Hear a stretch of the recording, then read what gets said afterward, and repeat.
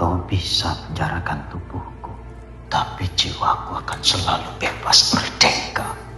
Inna fatahna laka fatham mubina. Indonesia pasti merdeka. Sadarlah hatinya, sadarlah buminya untuk Indonesia Raya.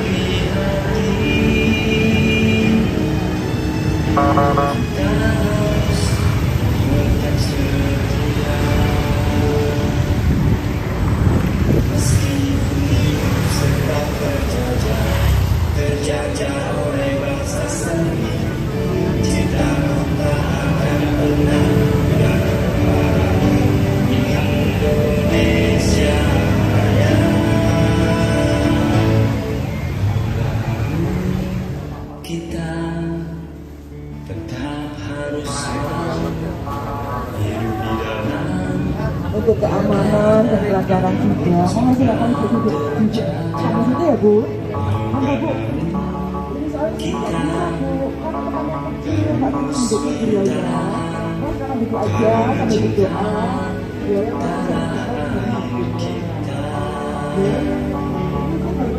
Meski dalam keadaan sulit, kalau itu monggo silakan.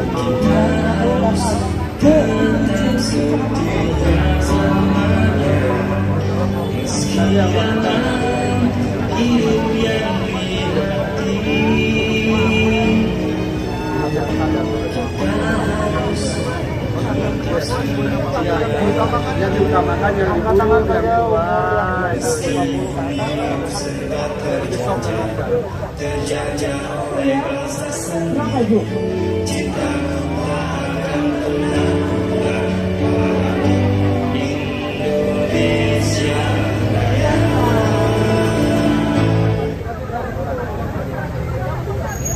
ngapain kita minat saya udah baru datang kan mereka tahu ini terbuka kan. Boleh seperti itu. Selama ini kan tertutup udah memang ini, kalau sekarang dia ingin dengar langsung. Monggo silakan Ibu Sang duduk. Monggo silakan. Di luar aja, monggo silakan. Ya, mau Pinara. Pak Sidang banyak kegiatan yang harus disidangkan ya. Ngapunten, ngapunten Bu. Monggo silakan. Demi keamanan, kenyamanan ibu-ibu, monggo silakan duduk. Ya, tolong ya Bu. Yang penting mungkin Tolong ya Bu. saya coba berdoa di luar juga tidak apa-apa Bu. Yang penting ibu usahakan yang terbaik. Monggo silakan.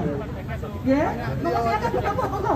Saya Kalau nyaman ada dengar monggo silakan. penjelasan. Ini tempat sidang soalnya banyak sidang Bu, dan rakyatnya monggo silakan. Nggak bisa Ibu, ngapunten. Monggo di luar aja atau sana sebelah sana. Nggak bisa. Saya Bu, ngapunten ya Bu. Ngapunten. Saya minta tolong dengan hormat. Udah jalan. Berdasarkan fakta-fakta sidang. Pengujian alat-alat bukti di sidang, bukan hal-hal lain. Kami tentu tidak ingin melihat fenomena seperti di kejaksaan. Kajatinya nggak pernah datang, lalu tiba-tiba mengklaim tidak ada satupun hal yang meringankan daripada terdakwa. Nah, kita tidak ingin model-model begitu. Kita ingin model-model yang terukur lah. Karena ini bicara soal keadilan, bukan bicara soal kesewenang-wenangan. Itu aja. Mas, apakah optimis dengan hasil yang akan nanti dibacakan? Itu kuncinya satu saja sebenarnya, keberanian saja. Jika majelis hakimnya berani, maka putusannya pasti akan bebas. Kenapa? Karena parameternya kan dakwaan. Dakwaannya itu bisa dibuktikan atau tidak, bukan hal lain. Kalau dakwaannya tidak bisa dibuktikan, maka konsekuensinya memang putusannya bebas. Baik. Kalau toh dianggap ada sebuah peristiwa, itu bukan tindak pidana. Masih ke hasilnya? Tapi nanti hasilnya sikap penyikapan kita terhadap putusan kan nanti ya. Ini kan belum mulai nih. Kita masih sibuk membantu bagaimana biar orang yang warga yang usia sudah sepuh bisa masuk ke dalam dan sebagainya. Masih bantu itu dulu. Pasti hasilnya sebaliknya seperti apa nanti? Tentu masih ada mekanisme kan. Masih ada mekanisme yang bisa dilakukan. Dan memang tidak mudah untuk bicara soal keadilan di era sekarang gitu loh. Kalau kita buka TikTok hari ini atau medsos hari ini kan begitu banyak terungkap kisah-kisah rekayasa kasus oleh aparat keamanan kan. Sangat banyak kita buka hari ini kan. Itu kan contoh kecil aja. Apalagi ini melibatkan banyak kalangan kan. Terima kasih Mas. Udah.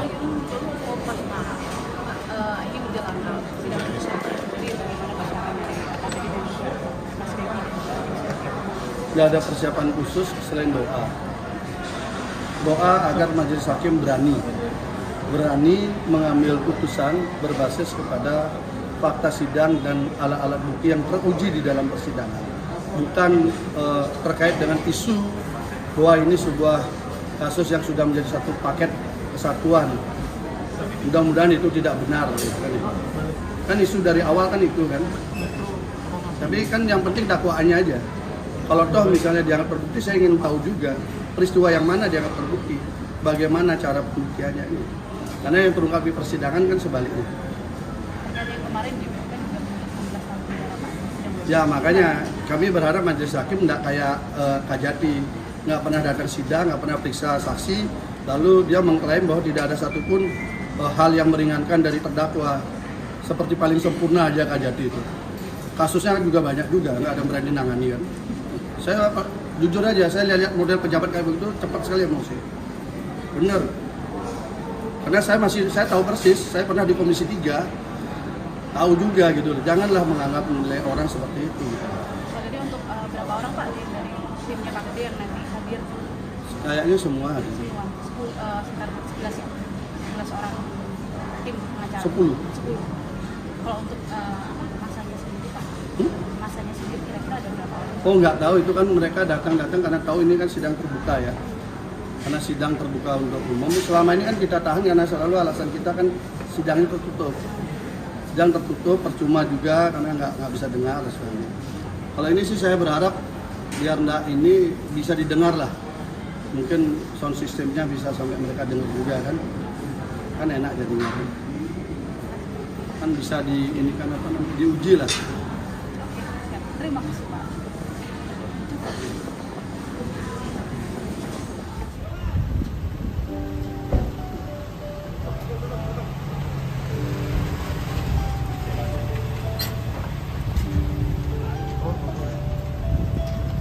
Assalamualaikum Bapak Fuad. Enggak mahu kita tetap harus mau hidup di dalam keadaan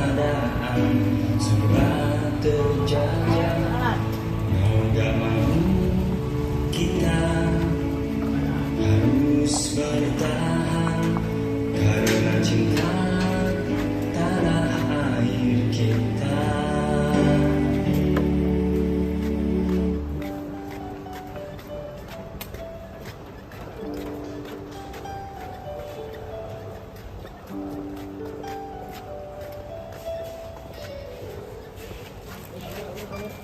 Mau gak mau kita tetap harus mau hidup di dalam keadaan serba terjajah. Mau gak mau kita harus bertahan karena cinta tanah air kita. Meski dalam keadaan sulit, kita harus tetap setia selamanya. Meski dalam hidup yang prihatin, kita harus tetap setia. Meskipun hidup serba terjajah oleh bangsa sendiri, cintaku tak akan pernah pudar pada Indonesia Raya.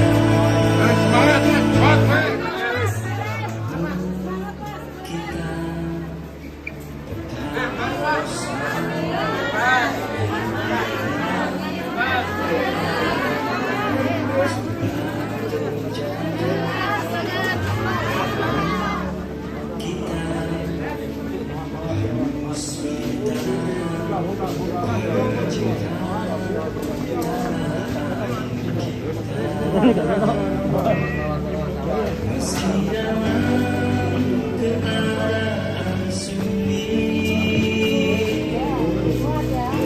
kita harus tetap setia selamanya. Meski dalam hidup yang prihatin, tetap setia.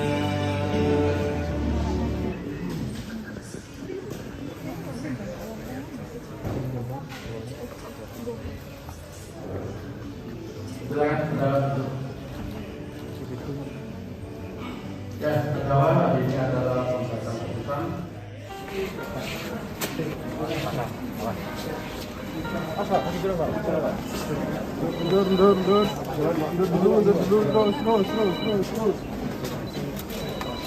Mas, lampunya anu, apa namanya, silau.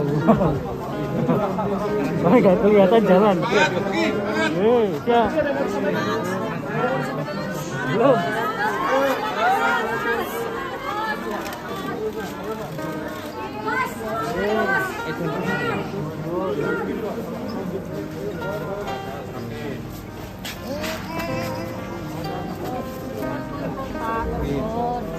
Ampun, Pak. Ampun.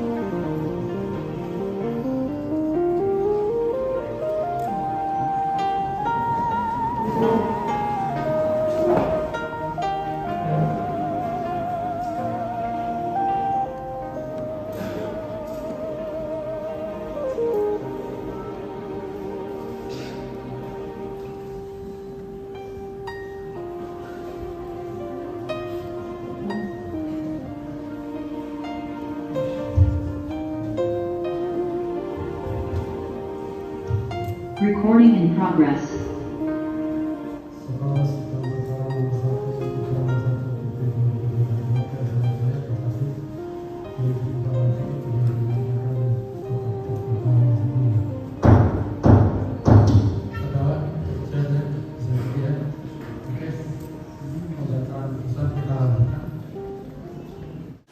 Memperhatikan pasal 289 KUHP yaitu pasal 65 ayat 1 KUHP dan Undang-Undang Nomor 8 Tahun 1981 tentang hukum acara pidana serta peraturan lain yang bersangkutan. Mengadili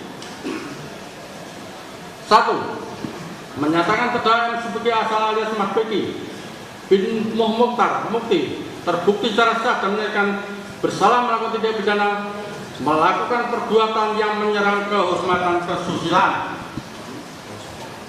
2. Menjatuhkan pidana kepada terdakwa Subeki asal alias Mas Beki bin Mukhtar Mukti oleh karena itu dengan pidana penjara selama 7 tahun. 3. Menetapkan masa penahanan telah dijalani terdakwa dikurangi seluruhnya dari pidana yang dijatuhkan. 4. Memerintahkan agar terdakwa tetap berada dalam tahanan rutan. 5. Menetapkan barang bukti nomor urut 1 sampai dengan 16 dikembalikan kepada saksi Melin Natif Korea. Nomor urut 17 sampai 21 dikembalikan kepada Samratul Ayu Masuro. Nomor urut 22 sampai dengan 32 dikembalikan saksi Firda Putri Ambarwati. Nomor urut 33 sampai dengan 34 dikembalikan kepada saksi Nun Suti. Nomor urut 35 dikembalikan kepada saksi Habibatul Monsiro. Nomor urut 36 sampai dengan 39 dikembalikan kepada titik tingkat Jati. Nomor urut 40 sampai dengan 48 tetap terlambat dalam berkas perkara. Menetapkan agar terdakwa membayar perkara sebesar Rp3.000. Demikian diputuskan dalam rapat sidang musyawarah majelis hakim Pengadilan Negeri Surabaya pada hari Rabu tanggal 16 November 2022 oleh kami Sutrana SHMH sebagai hakim anggota, sebagai hakim ketua, Titik Butiwi Narti SHMH dan Katwanto SH masing-masing sebagai hakim anggota yang ditetapkan dalam sidang terbuka untuk umum pada hari Kamis tanggal 17 November 2022 oleh hakim ketua dengan didampingi oleh hakim anggota dibantu oleh Ahmad Jarisman Eskom SHMH antar pengganti pada Pengadilan Negeri Surabaya, dihadiri oleh penuntut umum di hadapan terdakwa dengan didampingi oleh tim penasihat hukumnya.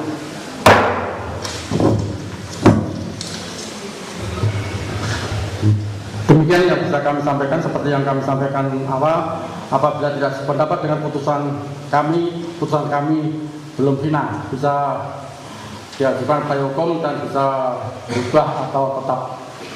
Demikian rangkaian persidangan perkara nomor 1361 PD 2022 PN Surabaya. Kami nyatakan selesai dan sidang ditutup.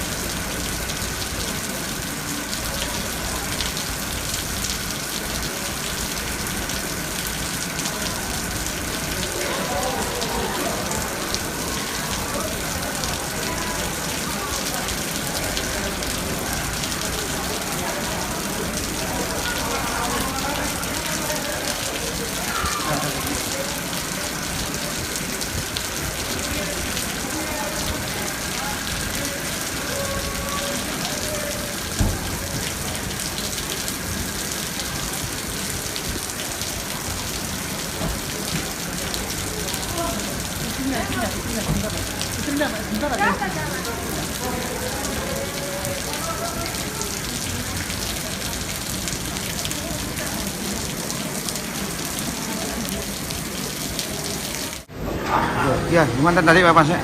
Hasil jadi, sidang dari putusan tadi itu kan dari dakwaan kan sifatnya alternatif.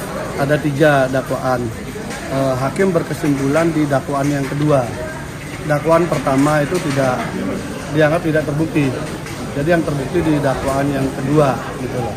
Dari analisa 3 pasal ya, 285, 289 dan 294. Nah dari situ kemudian kita melihat ada hal yang unik sebenarnya untuk pelajaran hukum kita bersama. Pertama, laporan kasus ini adalah pasal 294.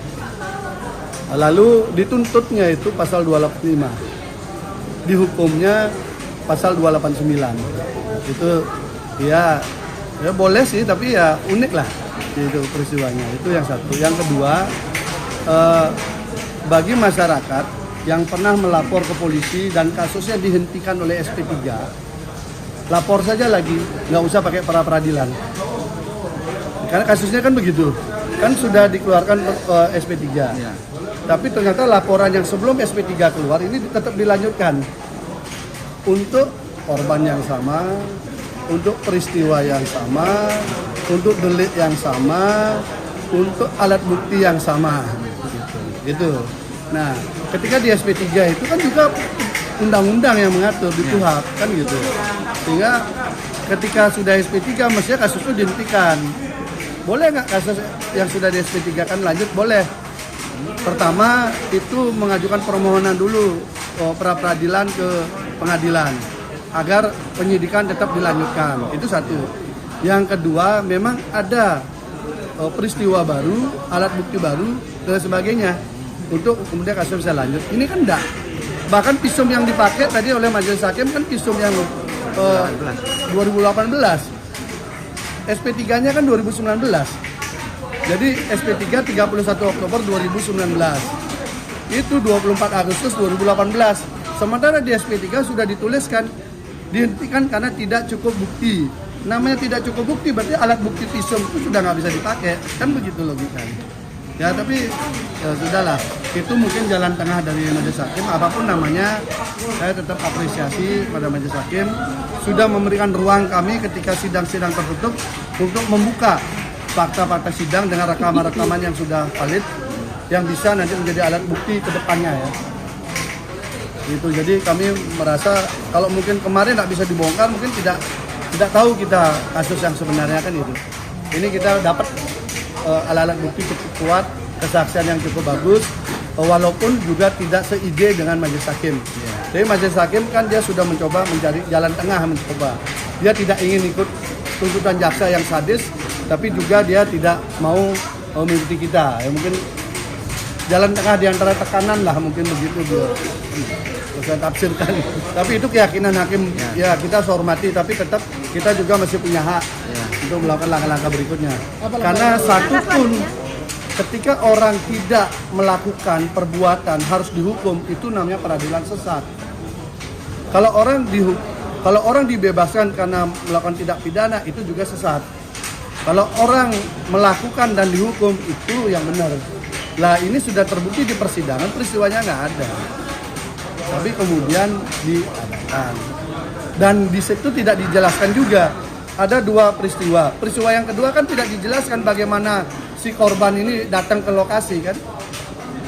Kan tidak disebutkan tadi. Tiba-tiba saja ada kejadian kedua. Itu padahal itu yang kita kejar dari awal. Itu saya kira tetap. Langkah selanjutnya seperti apa ini kan? Apakah banding Nah, atau? nanti tunggu ini ya dulu. Tunggu dari beliaunya. Ya tadi kan beradu dia. Saksi fakta yang hampir 25 lebih itu dikalahkan oleh saksi yang mendengar ceritanya. Makanya saya sampaikan, kalau besok-besok mau ngukum orang, mau pidana, mengkriminalisasikan orang, gampang. Cukup ada 1 orang yang mengaku, lalu 1 orang mengaku ini cerita kepada 5 orang atau 6 orang, yang penting ceritanya sama, kemudian jadiin saksi. Nah, orang itu dihukum. Inilah kasusnya model begitu. Karena saksi yang lain itu semua tidak lihat. Dan cukup dia bercerita dari satu orang ini. Ya. Itu tadi di akhir persidangan apa memang langsung mengajukan banding atau? Kan tidak bisa orang sudah langsung diketok ya. Itu yang bikin ramai tadi kan itu. Ya. Biasanya ditanyakan, harus tuh berunding dulu, baru pengambilan sikap, menerima, banding atau pikir-pikir gitu loh. Ya. Biasanya. Tapi ini langsung ya sudah, mungkin ini jalan tengah. Bang, terkait masalah SP3 yang abang sering kali ungkapkan itu yang di SP3 kan pasal 8182-nya. Pasal 8182 apanya? Yang dilaporkan laporan pertama itu kan 8182. Itu sudah jelas. Yang di SP3. Tapi dalam laporan yang terakhir yang didapatkan sekarang ini, yang polisi sekarang itu kan pasal 294-nya itu. Yang 182 pasal apa? Terhadap anak. Salah. Anda baca dulu suratnya. Iya, itu kan pasal 293. Hah? Jelas. Yang awal. Yang namanya orang dihukum karena surat apa karena perbuatan? Perbuatan. Nah, perbuatan. Oke. Di sana disebutkan peristiwanya sama, korbannya sama, alat buktinya sama. Iya, waktu itu kan dalam laporan awal kalau Maili itu sendiri dipersetubuhi oleh terdakwa tahun 2012. Oh, salah lagi. Itu salah. Laporannya. Mana laporannya? Ada laporannya. Mana? Saya nggak lihat. Kalau 2012 saya nggak tahu. Ada laporannya yang melaporkan Mas Lurah itu sendiri. Yang mewakili kalau 2012 nggak masuk akal. Orang ini peristiwa 2017 kok. Iya, makanya itu kan yang di SP3. Bukan, yang di SP3 itu yang peristiwa 2017. Saya pegang ininya. Ya, coba dong kasih sini. Iya, Abang mana abang yang punya? Loh, ya mana? Punya. Ada. Kirimin saya. Ada. 2012 nggak ada muncul peristiwa di sini. Peristiwa itu hanya 2017. Yang di SP3 itu yang 2012, Bang. Nggak ada. Itu kasusnya yang terkait dengan Ira Puspitasari, bukan Lili Nadib Poiria. Ira Habibah sama ini. Ira Habibah sama itu, Bang. Lensa yang luar biasa. Memang spesialis. Spesialis. Ya, kan, mana buktinya? Oke, yang Meli 2012 mana? Oke, saya. Mana? Meli sendiri di sidang mengatakan tidak pernah ada peristiwa 2012. Makanya itu kan di SP3. Enggak, peristiwanya mana? Ya, makanya. Mana?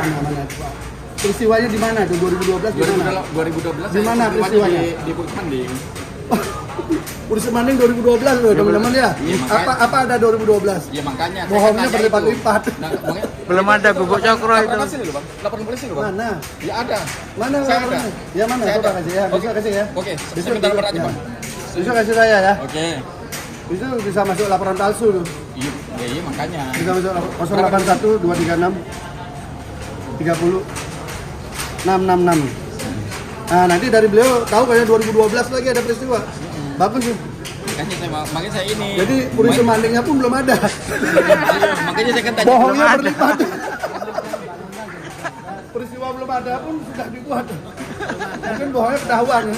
Tapi yang saya tahu berkasnya itu ya, kalau peristiwa 2012 itu nggak mungkin visumnya 2018, bro. Kita kan enggak. Langkah selanjutnya bagaimana? 2012. Nah, itu kan saya yang dapat saya laporan terkait masalah laporan polisi. Justru laporannya itu 2018. Iya, nanti aku kan akan laporannya kasih laporan juga, Bang. Itu 2018. Nanti kalau emang itu laporan polisi palsu kita proses. Akan melakukan. Ya, kalau ada bahannya kita proses. Oh iya. Terima kasih banyak. Ini menarik ini nanya itu dong. dong. Terima kasih banyak kalau ada itu. Bahan itu. Masih gunung kok. 2012 masih gunung. Ngarep banget sih Meli. Ada bangunan.